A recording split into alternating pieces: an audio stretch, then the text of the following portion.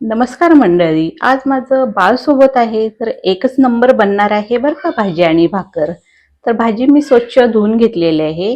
पावसाळ्यात खूप माती असते ना भाजीला. आता भाजी स्वच्छ धुवून घेतलेली आहे आणि लसूण चेचून घेतलेला आहे.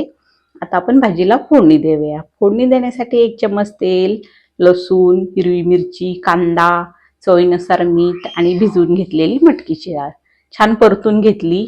भाजी छान परतून घेतली आणि 5 मिनिटं मी झाकण मारून भाजी शिजवून घेतली. आता आपली भाजी बनवून तयार आहे. आता आपण ज्वारीची भाकरी बनवूया. आता ज्वारीची भाकरी मी मोठी बनवणार आहे. म्हणजे कसं एक भाकरी खाल्ली ना तर आपलं पोटच भरलं पाहिजे. आणि मस्त अशी मेथीची भाजी, ज्वारीची भाकर खूप छान लागते. तुम्ही नक्की बनवून बघा ही रेसिपी, तुम्हाला पण आवडेल. आणि माझी जर रेसिपी आवडत असतील तर चॅनलला लाईक करा, शेअर करा आणि सबस्क्राईब करा. आणि तुम्ही बघू शकता इथे आपली भाजी आणि भाकर किती मस्त बनवून तयार आहे. बाय.